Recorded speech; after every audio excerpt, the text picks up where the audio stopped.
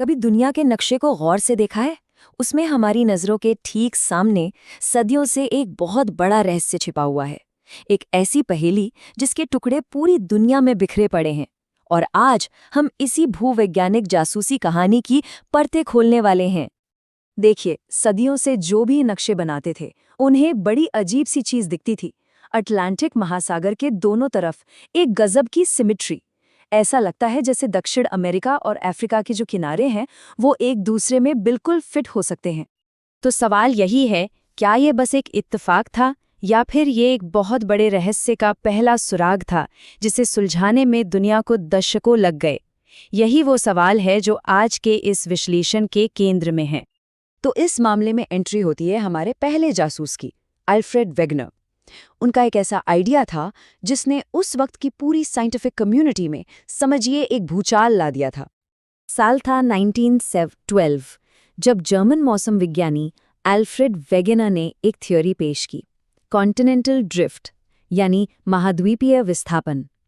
हालांकि वेगनर ये नोटिस करने वाले पहले इंसान नहीं थे। उनसे भी बहुत पहले 1596 में अब्राहम ओर्टेलियस ने भी ये बात कही थी।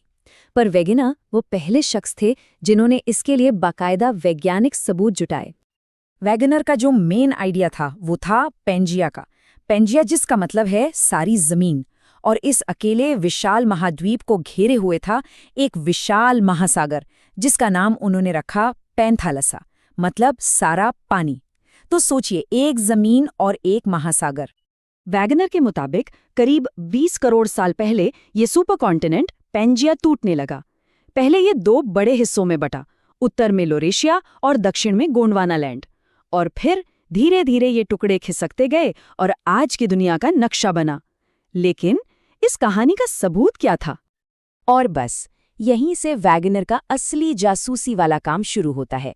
उन्होंने अपनी थ्योरी को सच साबित करने के लिए पूरी दुनिया से सुराग इकट्ठा करना शुरू किया, ठीक एक जासूस की तरह जो अपनी केस फाइल तैयार कर रहा हो। तो उनकी केस फाइल में क्या क्या था? बहुत कुछ था, जैसे महाद्वीपों के किनारों का आपस में मिलना, एक जैसी चट्टानें, पुराने ग्लेशियरों के निशान, और यहाँ तक कि जीवाश्म और सोने के भंडार का मिलना भी।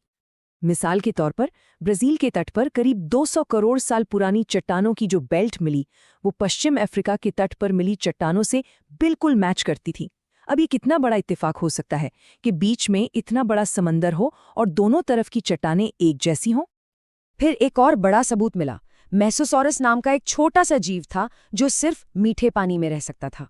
उसके जीवाश्म सिर्फ 2 जगह मिले, दक्षिणी अफ्रीका और ब्राजील। अब जरा सोचिए, ये छोटा सा जीव भला इतना बड़ा और खारा अटलांटिक महासागर तैरकर कैसे पार कर सकता था? इसका तो एक ही मतलब हो सकता है कि ये जमीनें कभी जुड़ी हुई थीं। एक और पहेली थी मौसम को लेकर। भारत और अफ्रीका जैसे गर्म इलाकों में पुराने ग्लेशियरों के निशान मिले जिन्हें टिलाइट कहते हैं। अब गर्म जगह पर ग्लेशियर कैसे आ सकते हैं? ये तभी मुमकिन था जब ये सारे इलाके कभी एक साथ किसी ठंडी ध्रुवीय जगह पर रहे हों। अब इतने सारे सबूत थे तो कहानी तो यहीं खत्म हो जानी चाहिए थी, है ना? पर ऐसा हुआ नहीं। कहानी में एक बड़ा ट्विस्ट आया। उस समय के वैज्ञानिक समुदाय ने वेगनर के इस आइडिया को पूरी तरह से नकार दिया। देखिए, दिक्कत ये थी कि वैगनर के पास क्या हुआ इसका जवाब तो था, लेकिन कैसे हुआ इसका कोई जवाब नहीं था। उनके पास सबूतों का पहाड़ था, पर वो ये नहीं समझा पा रहे थे कि आखिर वो कौन सी ताकत थी जो इन महाद्वीपों को खिसका रही थी। और यही वो एक सवाल था जिस पर आकर सबको चटक गया। आखिर ऐसी कौन सी जबरदस्त शक्ति हो सकती है जो इतने विशाल महाद्वीपों को अपनी जगह से हिला दे? इसी सवाल का जवाब न होने की वजह से उनकी थ्योरी को दशकों तक किसी ने नहीं माना। ऐसा नहीं है कि वैगनर ने कोशिश नहीं की। उन्होंने 2 वजह बताई। एक तो पृथ्वी के घूमने से पैदा होने वाला बल, और दूसरा सूरज और चांद का ज्वारीय खिंचाव। लेकिन साइंटिस्ट ने हिसाब लगाकर साबित कर दिया कि ये दोनों ही बल इतने कमजोर हैं कि इनसे महाद्वीप हिल भी नहीं सकते।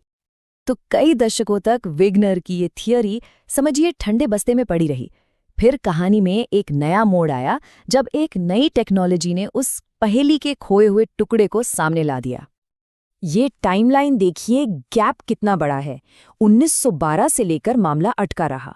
फिर आया सेकेंड वर्ल्ड वॉर, जिसके बाद सोनार जैसी नई मिलिट्री टेक्नोलॉजी सामने आई और इसी टेक्नोलॉजी ने पहली बार समुद्र की गहराइयों का नक्शा बनाना मुमकिन किया, जिसने सब कुछ बदल कर रख दिया। और जब समुद्र के नीचे का नक्शा बना तो जो दिखा वो हैरान करने वाला था।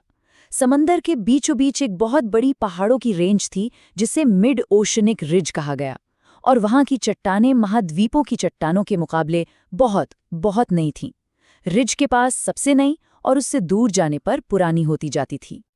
1961 में हैरी हेज नाम के एक जियोलॉजिस्ट ने इन सारे सुरागों को जोड़ा और एक जबरदस्त आइडिया दिया, सी फ्लोर स्प्रेडिंग, मतलब सागर का फैलना।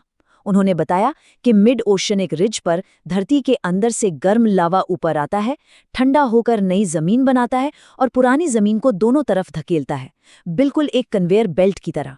और यही वो शक्ति थी जिसकी तलाश वेगेनर को थी। बस इसी एक खोज ने वेगेनर के काम को न सिर्फ सही साबित किया, बल्कि एक बिल्कुल नए और यूनिफाइड सिद्धांत को जन्म दिया। ये कहानी हमें ये भी सिखाती है कि कैसे विज्ञान में बड़े आइडियाज को पहले शक की नज़र से देखा जाता है, पर आखिर में सबूत ही जीतते हैं। तो 1967 में फाइनली एक थियोरी सामने आई जिसने सब कुछ समझा दिया, प्लेट टेक्टोनिक्स। इसने वेगनर के कॉन्टिनेंटल ड्रिफ्ट और हैरी हेस की सी फ्लोर स्प्रेडिंग को मिला के एक पूरी तस्वीर पेश की। इसके मुताबिक हमारी धरती की ऊपरी परत कई बड़ी बड़ी प्लेटों में टूटी हुई है और महाद्वीप इन्हीं प्लेटों पर सवार होकर घूम रहे हैं। इसका सबसे जबरदस्त उदाहरण है हमारी अपनी इंडियन प्लेट की कहानी। जैसा कि यहाँ देख सकते हैं, करोड़ों साल पहले भारत एक द्वीप था जो बहुत तेजी से उत्तर की ओर बढ़ रहा था। करीब 4 से 5 करोड़ साल पहले इसकी यूरेशियन प्लेट से जबरदस्त टक्कर हुई। ये टक्कर इतनी जोरदार थी कि दोनों प्लेटों के किनारे मुड़कर ऊपर उड़ गए और दुनिया की सबसे ऊंची पर्वत श्रृंखला हिमालय बन गई। और मजे की बात यह है कि ये कहानी अभी खत्म नहीं हुई है, वो टक्कर आज भी जारी है और इसी वजह से हिमालय की ऊंचाई आज भी हर साल कुछ मिलीमीटर बढ़ रही है। हमारी धरती वाकई में एक जिंदा और लगातार बदलती हुई दुनिया है। तो ये हमें सोचने पर मजबूर करता है ना, कि जिस दुनिया को हम आज देख रहे हैं वो ना तो हमेशा से ऐसी थी और न ही हमेशा ऐसी रहेगी। ये प्लेटें आज भी खिसक रही हैं। ये कल्पना करना ही कितना रोमांचक है कि आज से 20 करोड़ साल बाद हमारी पृथ्वी का नक्शा कैसा दिखेगा। अगर ये वीडियो पसंद आए तो मेरा चैनल लाइक करो, सब्सक्राइब करो।